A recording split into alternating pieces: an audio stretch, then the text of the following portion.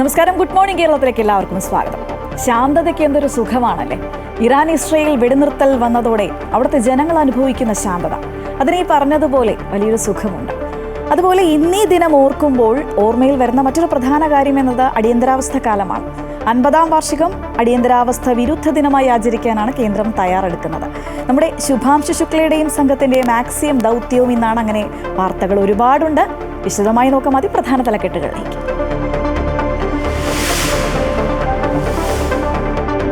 പശ്ചിമേഷ്യയിൽ സംഘർഷത്തിനായവർ ഇന്നലെ രാത്രി പരസ്പരം ആക്രമിക്കാതെ ഇറാനും ഇസ്രയേലും. ഇറാന്റെ ആണവ പദ്ധതികൾ തകർക്കാനായില്ല എന്ന പെന്റഗൺ രഹസ്യാന്വേഷണ വിഭാഗത്തിന്റെ റിപ്പോർട്ട് തള്ളി ട്രംപ്. ഓപ്പറേഷൻ സിന്ധു ദൗത്യം താൽക്കാലികമായി നിർത്തിവെച്ച് ഇന്ത്യ.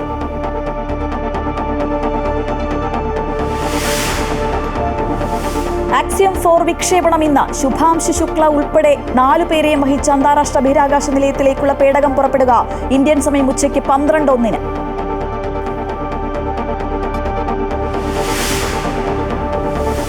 അടിയന്തരാവസ്ഥയുടെ നടുക്കുന്ന ഓർമ്മയിൽ രാജ്യം. ഇന്ന് 50-ാം വാർഷികം. അടിയന്തരാവസ്ഥ വിരുദ്ധ ദിനമായി ആചരിക്കാൻ കേന്ദ്രം. രാജ്യമെങ്ങും വിവിധ പരിപാടികൾ.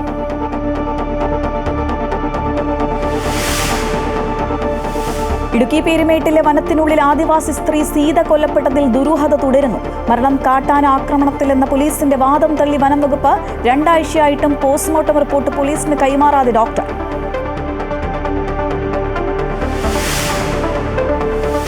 CPM സംസ്ഥാന നേതൃയോഗങ്ങൾക്ക് ഇന്ന് തുടക്കം. ഇന്ന് സെക്രട്ടേറിയറ്റ്, നാളെ സംസ്ഥാന സമിതി. നിലമ്പൂരിലെ തോൽവി പ്രധാന ചർച്ചാ വിഷയം.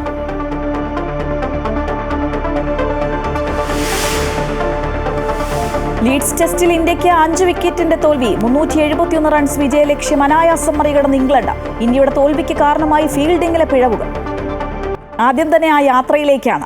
അന്താരാഷ്ട്ര ബഹിരാകാശ നിലയത്തിലേക്കുള്ള ഗഗൻയാൻ ഗ്രൂപ്പ് ക്യാപ്റ്റൻ ശുഭാംശു ശുക്ലയുടെ യാത്ര ഇന്നാണ്. ആക്സിയം 4 ദൗത്യത്തിന്റെ മിഷൻ പൈലറ്റാണ് ശുഭാംശു. ഇന്ത്യൻ സമയം ഉച്ചയ്ക്ക് 12:01 ഫ്ലോറിഡയിലെ കെനഡി സ്പേസ് സെന്ററിൽ നിന്ന് ശുഭാംശു ഉൾപ്പെടെയുള്ള 4 പേരെയും കൊണ്ട് പേടകം കുതിച്ചുയരുക. 6 തവണ തീയതി മാറ്റി നിശ്ചയിച്ച ശേഷമാണ് ആക്സിയം വിക്ഷേപണത്തിന്റെ പുതിയ തീയതി തീരുമാനിച്ചത്. സാങ്കേതിക പ്രശ്നങ്ങളും കാലാവസ്ഥയും ഒക്കെയാണ് വിക്ഷേപണം വൈകിച്ചത്. ആക്സിയം കുതിച്ചുയരുന്നതോടെ ഇന്ത്യയിൽ നിന്ന് ആദ്യമായി ഒരാൾ രാജ്യാന്തര ബഹിരാകാശ നിലയത്തിലേക്ക് എത്തുകയാണ്. ഉത്തർപ്രദേശുകാരനായ ഗ്രൂപ്പ് ക്യാപ്റ്റൻ ശുഭാംശു ശുക്ല. നാസയുടെയും ISROയുടെയും സഹകരണത്തിന്റെ ഭാഗമായാണ് ശുഭാംശുവിന്റെ ഇന്റർനാഷണൽ സ്പേസ് സ്റ്റേഷനിലേക്കുള്ള യാത്ര. അമേരിക്കൻ കമ്പനിയായ ആക്സിയമിന്റെ ആക്സിയം 4 മിഷന്റെ 4 പേരടങ്ങുന്ന സംഘത്തിലെ ഒരാളാണ് ശുഭാംശു. ഫ്ലോറിഡയിലെ കെനഡി സ്പേസ് സെന്ററിൽ നിന്ന് സ്പേസ് എക്സ് ഫാൽക്കൺ 9 റോക്കറ്റിൽ ക്രൂ ഡ്രാഗൺ ക്യാപ്സ്യൂളിലാണ് 4 പേരുടെയും യാത്ര. ഗഗൻയാൻ പദ്ധതിയുടെ ഭാഗവും ഇന്ത്യൻ നാവികസേനയുടെ ഗ്രൂപ്പ് ക്യാപ്റ്റനുമായ ശുഭാംശുവാണ് മിഷൻ പൈലറ്റ്. ഇന്ത്യയ്ക്ക് വേണ്ടി പ്രധാനമായും 7 പരീക്ഷണങ്ങളാണ് ശുഭാംശു ബഹിരാകാശ നിലയത്തിൽ നടത്തുക. സൂക്ഷ്മാണുക്കളുടെ വളർച്ച, വികാസം, യാത്രികരുടെ മസിലുകളുടെ ശോഷണം, വിത്തുകളുടെ വളർച്ച തുടങ്ങി ബഹിരാകാശ ശാസ്ത്രത്തിലും ജീവശാസ്ത്രത്തിലുമുള്ള നിർണായകമായ പരീക്ഷണങ്ങളാണിവ. ഗഗൻയാൻ ദൗത്യത്തിന് മുമ്പ് ബഹിരാകാശത്ത് ചെലവഴിക്കാൻ ശുഭാംശുവിന് സാധിക്കുന്നതോടെ ഗഗൻയാൻ പദ്ധതിക്കും അത് നേട്ടമാകും.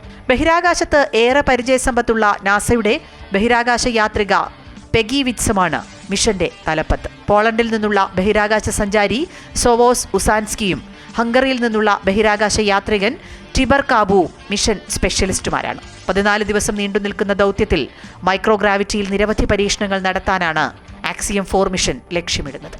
News desk, Amrita TV. Idukki പീരുമേട്ടിൽ വനത്തിനുള്ളിൽ വെച്ച് കൊല്ലപ്പെട്ട ആദിവാസി സ്ത്രീ സീതയുടെ മരണത്തിൽ ദുരൂഹത അവസാനിക്കുന്നില്ല. കാട്ടാന ആക്രമണത്തിലാണ് സീത കൊല്ലപ്പെട്ടതെന്ന് പോലീസ് പറയുമ്പോൾ ഈ വാദം തള്ളുകയാണ് വനം വകുപ്പ്. മരണം സംഭവിച്ച് 2 ആഴ്ച ആകാറായിട്ടും പോസ്റ്റ്മോർട്ടം റിപ്പോർട്ട് ഡോക്ടർ പോലീസിന് കൈമാറാത്തതും ദുരൂഹത വർദ്ധിപ്പിക്കുകയാണ്.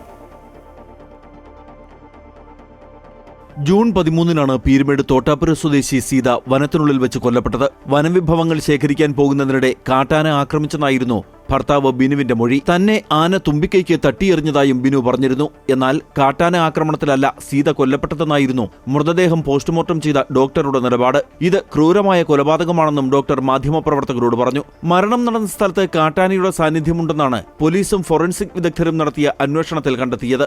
എന്നാൽ ഇക്കാര്യത്തിൽ വനം വകുപ്പിന്റെയും ഡോക്ടറുടെയും നിലപാടാണ് ദുരൂഹത ഉയർത്തുന്നത്. ഭർത്താവ് കൊലപ്പെടുത്തിയതാണ് എന്നൊരു ദുരൂഹത സൃഷ്ടിക്കുന്ന കഥയുണ്ടാക്കിയിട്ടുണ്ട്.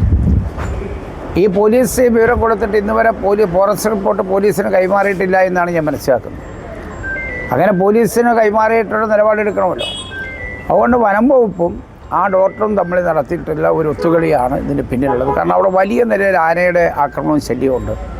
അപ്പോൾ ആനയുടെ ആക്രമണത്തിലല്ല കൊലപ്പെട്ടത് എന്ന് വരുത്തി തീർക്കുക എന്നുള്ള ലക്ഷ്യമുണ്ട്. അതിനകത്ത് സമഗ്രമായ അന്വേഷണം നടക്കണം. ആദിവാസി വിഭാഗത്തിൽപ്പെട്ട ഒരു സ്ത്രീയെ കൊന്നത് കാട്ടാനയോ മനുഷ്യനോ എന്ന് പോലും കണ്ടെത്താനാകാതെ ഇരുട്ടിൽ തപ്പുകയാണ് അന്വേഷണ ഉദ്യോഗസ്ഥർ. MC Boban, Amrita news, Idukki. Indian ജനാധിപത്യ ചരിത്രത്തിലെ ഏറ്റവും ഇരുണ്ട അധ്യായങ്ങളിലൊന്നായ അടിയന്തരാവസ്ഥ പ്രഖ്യാപിച്ചതിന്റെ 50-ാം വാർഷികമാണ് ഇന്ന്. ഇന്ദിരാഗാന്ധി പ്രധാനമന്ത്രിയായിരിക്കെ പ്രഖ്യാപിച്ച അടിയന്തരാവസ്ഥ ജനാധിപത്യ ധ്വംസനമെന്ന് ചൂണ്ടിക്കാട്ടി 1 വർഷം നീളുന്ന പ്രചാരണ പരിപാടികൾക്ക് കേന്ദ്ര സർക്കാർ ഇന്ന് തുടക്കമിടും. 1975 ജൂൺ 26 രാജ്യത്ത് അടിയന്തരാവസ്ഥ പ്രഖ്യാപിക്കപ്പെട്ടെന്ന വാർത്തയും കേട്ടാണ് അന്ന് രാജ്യമുണർന്നത്. തലേന്ന് രാത്രി ഏറെ വൈകിയായിരുന്നു രാഷ്ട്രപതി ഫക്രുദ്ദീൻ അലി അഹമ്മദ് അടിയന്തരാവസ്ഥ പ്രഖ്യാപിച്ചത്. ആ ഒറ്റ രാത്രി കൊണ്ട് പലതും മാറിമറിഞ്ഞു. പുലർച്ചെ 2-നും 4-നും ഇടയിൽ തന്നെ ഭൂരിഭാഗം പ്രതിപക്ഷ നേതാക്കളും അറസ്റ്റിലായിരുന്നു. മാധ്യമങ്ങൾക്കുമേൽ സെൻസർഷിപ്പ് ഏർപ്പെടുത്തിയപ്പോൾ മൗലികാവകാശങ്ങൾ ഉറപ്പാക്കുന്ന ഭരണഘടനയുടെ 14, 21, 22 വകുപ്പുകൾ നിർവീര്യമാക്കി. ഇന്ത്യയിലെ സകല അധികാരങ്ങളും ഇന്ദിരാഗാന്ധി എന്ന ഒരൊറ്റ വ്യക്തിയിൽ കേന്ദ്രീകരിച്ചു. പല കാരണങ്ങളായിരുന്നു രാജ്യത്തിന്റെ രാഷ്ട്രീയ ചരിത്രത്തെ മാറ്റിമറിച്ച തീരുമാനത്തിലേക്ക് ഇന്ദിരയെ നയിച്ചത്. സമ്പൂർണ്ണ വിപ്ലവത്തിനായുള്ള ജയപ്രകാശ് നാരായണന്റെ സമരാഹ്വാനത്തിനൊപ്പം രാജ്യത്തിന്റെ പല ഭാഗത്തും ശക്തമായ വിദ്യാർത്ഥി സമരങ്ങൾ, മറ്റ് പ്രക്ഷോഭങ്ങൾ. ഇതിനു പുറമെ തെരഞ്ഞെടുപ്പ് കേസിലെ അലഹബാദ് ഹൈക്കോടതി വിധി കൂടി എതിരായതോടെ അതുവരെ ഉണ്ടായിരുന്ന ഇന്ദിരയുടെ അപ്രമാദിത്വം ചോദ്യം ചെയ്യപ്പെടുകയായിരുന്നു. ഇന്ദിരാഗാന്ധിയുടെ ലോക്സഭാംഗത്വം റദ്ദാക്കപ്പെട്ടു. 6 വർഷത്തേക്ക് തെരഞ്ഞെടുപ്പിൽ മത്സരിക്കാൻ പാടില്ലെന്നും വിധിക്കപ്പെട്ടു. ഇതിനു പിന്നാലെയാണ് ഓൾ ഇന്ത്യ റേഡിയോയിലൂടെ ഇന്ദിരാഗാന്ധി രാജ്യത്ത് അടിയന്തരാവസ്ഥ പ്രഖ്യാപിച്ചത്. പ്രതിഷേധങ്ങളുടെ ശബ്ദം നേർത്തതായിരുന്നുവെങ്കിലും അത് പല കോണുകളിൽ നിന്നും പല രൂപത്തിൽ അരങ്ങേറി. ഭരണകൂട ഭീകരതയ്ക്കെതിരായ പോരാട്ടത്തിൽ ചില മാതൃകകൾ തന്നെ ഉണ്ടായി. അടിയന്തരാവസ്ഥ കാലഘട്ടത്തിലെ കേരള മോഡൽ പ്രതിഷേധങ്ങൾ ചരിത്രത്തിന്റെ കൂടി ഭാഗമാണ്. 1977 മാർച്ച് 21 പിൻവലിക്കുന്നതുവരെയുള്ള ദിവസങ്ങളിൽ കേരളത്തിൽ നിന്ന് മാത്രം 15,000 രാഷ്ട്രീയ പ്രവർത്തകർ അറസ്റ്റിലായി. ഒടുവിൽ 1977 ഇന്ദിരാഗാന്ധി വീണ്ടും പൊതുതെരഞ്ഞെടുപ്പ് പ്രഖ്യാപിച്ചു. അടിയന്തരാവസ്ഥയുടെ പരിണിത ഫലമായി 1977 ലോക്സഭാ തെരഞ്ഞെടുപ്പിൽ കോൺഗ്രസിന് കനത്ത തോൽവി ഏറ്റുവാങ്ങേണ്ടി വന്നു. അത്ര എളുപ്പത്തിൽ മറക്കാനാകാത്തതും ഒരിക്കലും മറന്നുകൂടാത്തതുമാണ് ഇന്ത്യൻ രാഷ്ട്രീയ ചരിത്രത്തിൽ അടിയന്തരാവസ്ഥ എന്ന അധ്യായം. ജനങ്ങളാൽ തെരഞ്ഞെടുത്ത സർക്കാർ സ്വന്തം പൗരന്മാർക്കു നേരെ അതിക്രമം നടത്തിയതിന്റെ ഓർമ്മ കൂടിയാണ് അടിയന്തരാവസ്ഥ കാലം. News desk, Amrita TV. Nilambur ഉപതെരഞ്ഞെടുപ്പ് കഴിഞ്ഞിരിക്കുന്നു, ജനവിധി വന്നിരിക്കുന്നു. ഇനി ഈ തോൽവിയുടെ കാരണം ഇഴകീറി പരിശോധിക്കേണ്ട സമയമാണ്. അതെ, ഈ ജനവിധിക്ക് പിന്നാലെ സംസ്ഥാന സമിതി യോഗങ്ങളിലേക്ക് കടന്നിരിക്കുകയാണ് CPM. ഇന്ന് സംസ്ഥാന സെക്രട്ടേറിയറ്റ് യോഗവും നാളെ സംസ്ഥാന സമിതി യോഗവും തിരുവനന്തപുരത്ത് ചേരും. സംസ്ഥാന സെക്രട്ടേറിയറ്റ് അംഗം M സ്വരാജിനെ കളത്തിലിറക്കി നടത്തിയ രാഷ്ട്രീയ പോരാട്ടത്തിന്റെ ഫലം സെക്രട്ടേറിയറ്റ് യോഗം വിശദമായി വിലയിരുത്തും. വിവരങ്ങളുമായി രജിത് കുമാർ ചേരുകയാണ്. രജിത്ത്, ഈ പറഞ്ഞതുപോലെ വിലയിരുത്തേണ്ട ഒരു സമയമാണിത്. അപ്പോൾ സ്വാഭാവികമായും അവർ പാർട്ടി കരുതുന്നത് ഈ ഭരണവിരുദ്ധ വികാരം വന്നിട്ടില്ല എന്നുള്ളതാണ്. പക്ഷേ അപ്പോഴും പാർട്ടിയുടെ ശക്തി കേന്ദ്രങ്ങളിൽ വോട്ട് ചോർച്ച ഉണ്ടായിട്ടുണ്ട്. അതിൻ്റെ കാരണം കണ്ടെത്തണം, ഉത്തരം പറയേണ്ടി വരും, അല്ലേ? തീർച്ചയായും അത് സംബന്ധിച്ചുള്ള ചർച്ചകൾ ഇന്നത്തെ സെക്രട്ടേറിയറ്റ് യോഗത്തിൽ ഉണ്ടാകുമെന്ന് തന്നെയാണ് നമ്മൾ പ്രതീക്ഷിക്കുന്നത്. പ്രധാനമായും തെരഞ്ഞെടുപ്പ് കഴിഞ്ഞതിന് ശേഷമുള്ള ആദ്യ സെക്രട്ടേറിയറ്റ് യോഗം സെക്രട്ടേറിയറ്റ് അംഗത്തെ തന്നെ മത്സര രംഗത്തേക്ക് ഇറക്കി പാർട്ടിപരമായ അല്ലെങ്കിൽ രാഷ്ട്രീയപരമായ ഒരു പോരാട്ടം നടത്തിയതിനു ശേഷം തോൽവി ഏറ്റുവാങ്ങിയതിനു ശേഷം നടക്കുന്ന ആദ്യത്തെ യോഗമാണ്. അതിൽ കൃത്യമായ വിലയിരുത്തലുകൾ ഉണ്ടാകും. 11,007 വോട്ടിൻ്റെ പരാജയമാണ് ഉണ്ടായിട്ടുള്ളത്. അവയൊക്കെയും കൃത്യമായി ഇന്നത്തെ യോഗത്തിൽ വിലയിരുത്തപ്പെടും എന്ന് തന്നെയാണ് നമ്മൾ പ്രതീക്ഷിക്കുന്നതും. നേരത്തെ സൂചിപ്പിച്ചതുപോലെ തന്നെ ഒരു തരത്തിലുള്ള വോട്ട് അല്ലെങ്കിൽ ഭരണവിരുദ്ധ വികാരവും ഇതുവരെയും ഉണ്ടായിട്ടില്ല എന്നാണ് പാർട്ടി വിലയിരുത്തപ്പെട്ടിരിക്കുന്നത്. എന്നാൽ ഇത്തരത്തിൽ എവിടെയൊക്കെയാണ് വോട്ട് ചോർച്ചകൾ ഉണ്ടായിട്ടുള്ളത് എന്ന പ്രത്യേകമായി തന്നെ CPM പരിശോധിക്കും എന്ന് തന്നെയാണ്. വരാൻ പോകുന്ന തദ്ദേശ സ്വയംഭരണ തെരഞ്ഞെടുപ്പ് കൂടി കണക്കിലെടുക്കുമ്പോൾ തദ്ദേശ സ്വയംഭരണ തെരഞ്ഞെടുപ്പിനുള്ള ഒരുക്കങ്ങൾ ഇതിനോടകം തന്നെ നടത്തി തുടങ്ങിയിട്ടുണ്ട്. ഒപ്പം തന്നെ അതിൻ്റെ അവസാന ഘട്ടത്തിലേക്ക് കടക്കുകയാണ്. ഇനി 6 മാസം മാത്രമാണ് ശേഷിക്കുന്നത്. അത്തരത്തിൽ അവസാന ഘട്ടത്തിലേക്ക് കടക്കുമ്പോൾ നടന്ന തെരഞ്ഞെടുപ്പിലാണ് പാർട്ടി തോൽവി ഏറ്റുവാങ്ങിയിരിക്കുന്നത്. പാർട്ടിയുടെ സിറ്റിംഗ് സീറ്റായിരുന്നു, അല്ലെങ്കിൽ സ്വതന്ത്രൻ മത്സരിച്ച് അല്ലെങ്കിൽ അത്തരത്തിൽ രാഷ്ട്രീയപരമായി ഏറെ പ്രാധാന്യമുള്ള ഒരു മത്സരത്തിൽ തന്നെയാണ് പാർട്ടിക്ക് തോൽവി ഏറ്റുവാങ്ങേണ്ടി വന്നിരിക്കുന്നത്. ഇനി തദ്ദേശ സ്വയംഭരണ തെരഞ്ഞെടുപ്പിലേക്ക് പോകുമ്പോൾ അതിൽ എന്തൊക്കെ മാറ്റങ്ങൾ അല്ലെങ്കിൽ അതിലെന്തൊക്കെയാണ് ഈ പാഠം ഉൾക്കൊള്ളേണ്ടത് എന്നത് സംബന്ധിച്ചും ഇന്നത്തെ യോഗം വിലയിരുത്തും എന്നാണ് നമുക്ക് മനസ്സിലാക്കാൻ കഴിയുന്നതും. ഒപ്പം തന്നെ തദ്ദേശ സ്വയംഭരണ തെരഞ്ഞെടുപ്പിനുള്ള ഒരുക്കങ്ങൾ ഇന്നത്തെ പ്രധാന ചർച്ചാ വിഷയമായി മാറുകയും ചെയ്യും. കഴിഞ്ഞ ദിവസം പ്രവർത്തക സമിതിയൊക്കെ ചേർന്നുകൊണ്ട് പ്രത്യേക മാർഗ്ഗരേഖകളൊക്കെ തയ്യാറാക്കിയിരുന്നു. ആ മാർഗ്ഗരേഖകളൊക്കെയും ഇന്നത്തെ യോഗത്തിൽ ചർച്ച ചെയ്യുകയും ചെയ്യും. എന്തുതന്നെയായാലും തദ്ദേശ സ്വയംഭരണ തെരഞ്ഞെടുപ്പിനൊപ്പം തന്നെ ഏറ്റവും പ്രധാനമായി കാണുന്നത് അതിന് തൊട്ട് മുന്നോടിയായി നടന്നിട്ടുള്ള തെരഞ്ഞെടുപ്പിലെ തോൽവി, ഉപതെരഞ്ഞെടുപ്പിലെ തോൽവി തന്നെയായിരിക്കും. അത് വളരെ വിശദമായി തന്നെ യോഗം വിലയിരുത്തും. നാളെ സംസ്ഥാന സമിതി യോഗവും ചേരുന്നുണ്ട്. ശരി രജത്ത്, പറഞ്ഞ പോലെ സംസ്ഥാന സമിതി യോഗത്തിൽ എന്തൊക്കെ വിലയിരുത്തലുകളാകും ഉണ്ടാവുക ഉറ്റുനോക്കുകയാണ് രാഷ്ട്രീയ കേരളം. വിവരങ്ങളുമായി ചേരുകയായിരുന്നു രജിത്ത്. മറ്റൊരു പ്രധാന വാർത്തയിലേക്ക് നമ്മൾ പോവുകയാണ്. ഹൃദയാഘാതത്തെ തുടർന്ന് തിരുവനന്തപുരത്ത് സ്വകാര്യ ആശുപത്രിയിൽ കഴിയുന്ന മുൻ മുഖ്യമന്ത്രി VS അച്യുതാനന്ദന്റെ ആരോഗ്യനില മാറ്റമില്ലാതെ തുടരുന്നു. വെന്റിലേറ്ററിന്റെ സഹായത്തോടെ അതിതീവ്ര പരിചരണ വിഭാഗത്തിലാണ് VS. കാർഡിയോളജി, നെഫ്രോളജി, ന്യൂറോളജി വിദഗ്ധരുടെ സംയുക്ത പരിചരണത്തിലാണ് VS തുടരുന്നത്. മരുന്നുകളോട് പ്രതികരിക്കുന്നതായും ആരോഗ്യനിലയിൽ നേരിയ പുരോഗതിയുണ്ട് എന്നും ഇന്നലെ ചേർന്ന മെഡിക്കൽ ബോർഡ് വിലയിരുത്തിയിരുന്നു. ആരോഗ്യസ്ഥിതി അവലോകനം ചെയ്ത മെഡിക്കൽ ബോർഡ് ഇന്ന് ചേരും. ഉച്ചയ്ക്ക് മുമ്പ് VSന്റെ ആരോഗ്യസ്ഥിതി സംബന്ധിച്ച മെഡിക്കൽ ബുള്ളറ്റിനും പ്രതീക്ഷിക്കുന്നുണ്ട്. പ്രതിരോധ മന്ത്രി രാജ്നാഥ് സിംഗ് ചൈനയിലേക്ക്. ഷാങ്ഹായ് സഹകരണ സംഘടനയുടെ പ്രതിരോധ മന്ത്രിമാരുടെ യോഗത്തിൽ അദ്ദേഹം പങ്കെടുക്കും. ഇന്നു മുതൽ മറ്റന്നാൾ വരെയാണ് യോഗം. 2020 ഗാൽവാനിൽ സൈനികർ സംഘർഷത്തിൽ ഏർപ്പെട്ട ശേഷം ആദ്യമായാണ് പ്രതിരോധ മന്ത്രി ചൈന സന്ദർശിക്കുന്നത്. യോഗത്തിന് മുന്നോടിയായി നടക്കുന്ന ദേശീയ സുരക്ഷാ ഉപദേഷ്ടാക്കളുടെ യോഗത്തിൽ ദേശീയ സുരക്ഷാ ഉപദേഷ്ടാവ് അജിത് ദോവലും പങ്കെടുക്കും.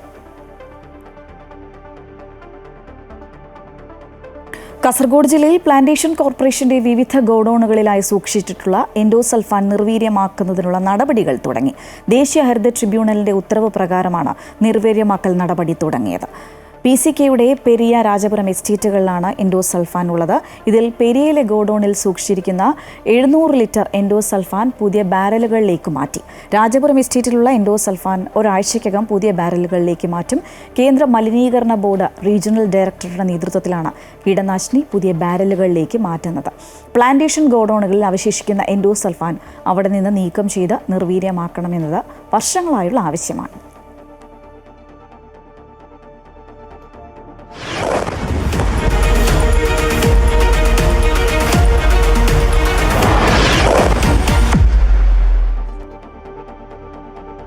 ഇപ്പോൾ കണ്ടതുപോലെ അശാന്തം മാറി ശാന്തതയിലേക്ക് വന്നിരിക്കുകയാണ്. പശ്ചിമേഷ്യയിൽ സംഘർഷത്തിന് അയവ് വന്നിരിക്കുകയാണ്.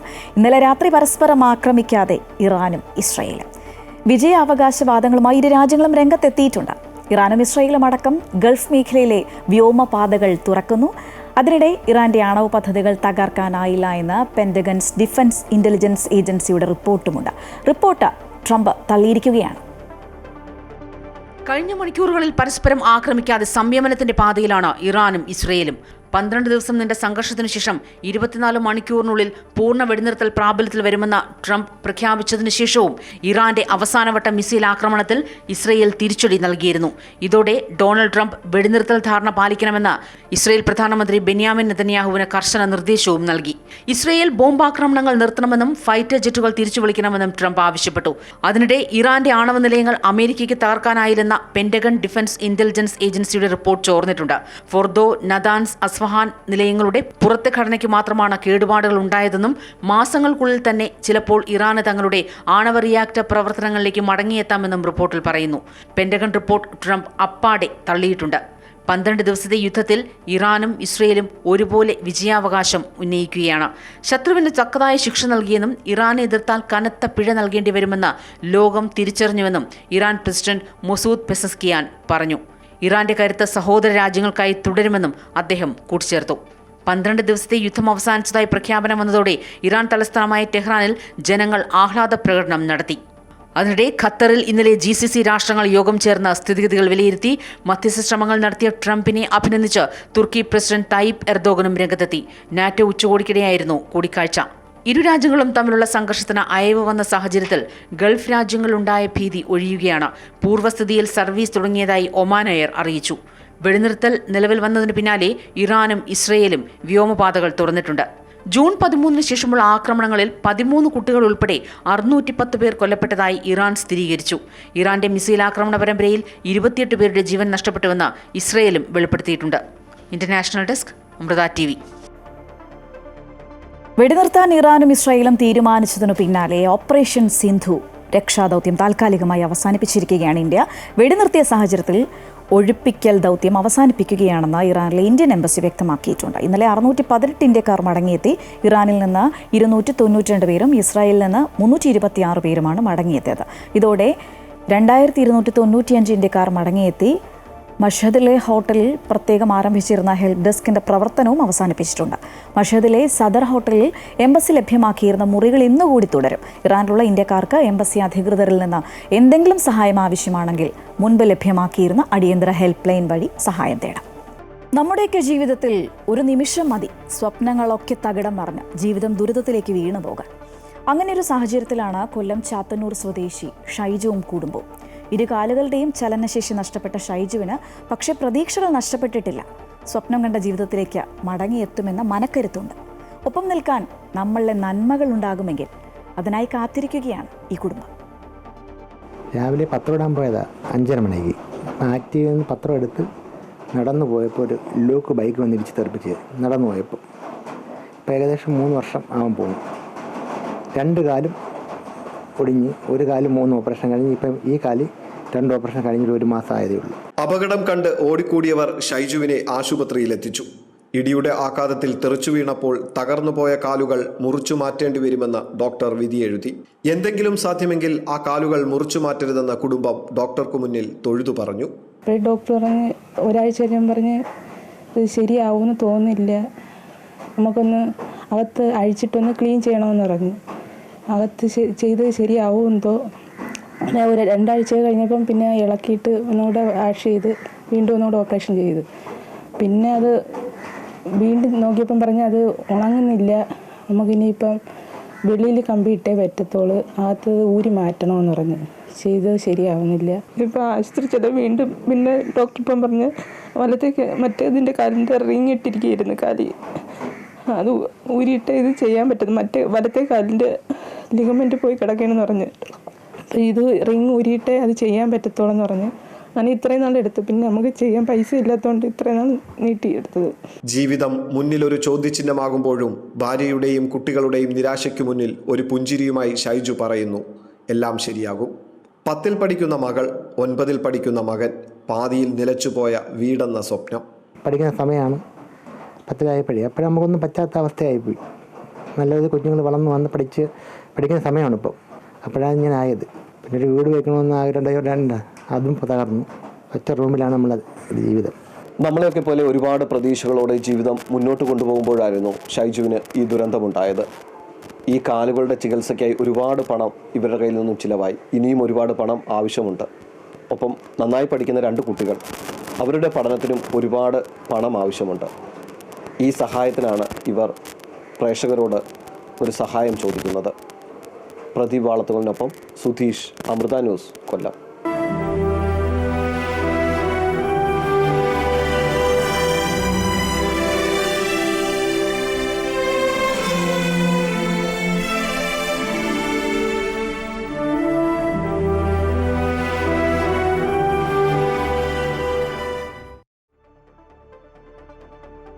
നിലച്ചുപോയ സ്വപ്നങ്ങൾക്ക് ചിറകേകാൻ നമുക്ക് ഓരോരുത്തർക്കും സാധിക്കും.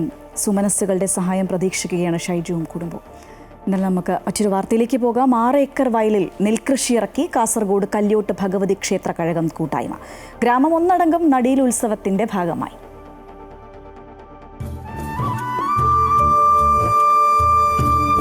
മഴയൽപ്പം തോർന്ന നേരത്ത് നാട്ടിപ്പാട്ടും പാടി കല്യോട്ട് ഭഗവതി ക്ഷേത്ര കഴകത്തിന് സമീപത്തെ വയലിലേക്ക് സ്ത്രീകളടക്കം 100-ലേറെ പേർ ഞാറ് നടാനായി ഇറങ്ങി. കല്യോട്ട് ഗ്രാമം കൈവിടാതെ തുടരുന്ന കാർഷിക സംസ്കാരത്തിന്റെ ഭാഗമാകാൻ പുല്ലൂർ പെരിയ ഗ്രാമപഞ്ചായത്ത് പ്രസിഡന്റ് ഉൾപ്പെടെയുള്ള ജനപ്രതിനിധികളും കൃഷിവകുപ്പ് ഉദ്യോഗസ്ഥരും എത്തിച്ചേർന്നതോടെ 6 ഏക്കർ വരുന്ന വയലിൽ ഞാറ് നട്ട് പൂർത്തിയാക്കുന്നതിന് ആവേശമേറി. പിലിക്കോട് കാർഷിക ഗവേഷണ കേന്ദ്രത്തിൽ നിന്നെത്തിച്ച പൗർണമി നെൽവിത്ത് ഉപയോഗിച്ചാണ് കൃഷിക്കായുള്ള ഞാറ്റടി തയ്യാറാക്കിയത്. നടീൽ ഉത്സവത്തിന്റെ ഭാഗമായി ആഴ്ചകൾക്ക് മുൻപ് ജൈവവളം ചേർത്ത് വയലൊരുക്കിയിരുന്നു. നമ്മുടെ നാടിൻ്റെ കാർഷിക സംസ്കൃതി വിളംബരം ചെയ്യുന്ന ഈ നടീൽ ഉത്സവം എല്ലാ വർഷവും ഏകദേശം 4 ഏക്കറിലധികം സ്ഥലത്താണ് നാട്ടുകൂട്ടങ്ങളും കുടുംബശ്രീകളും അതുപോലെ തന്നെ കൃഷിഭവനും ക്ഷേത്രം ഭാരവാഹികളും ക്ഷേത്രത്തിലെ ഭക്തജനങ്ങളെല്ലാവരും ഒരുമിച്ച് ചേർന്നുകൊണ്ടാണ് ഈ നടിയിൽ ഉത്സവം നടത്തുന്നത്. 2019 മുതൽ കല്യോട്ട് ഭഗവതി കഴകത്തിന് കീഴിലെ ഭക്തജന കൂട്ടായ്മയുടെ സഹകരണത്തോടെ ഇവിടെ നെൽകൃഷി ചെയ്തു വരികയാണ്. 120 ദിവസം പൂർത്തിയായാൽ കല്യോട്ട് വയലിൽ വിളവെടുപ്പ് നടത്തും. അമൃത ന്യൂസ്, കാസർഗോഡ്.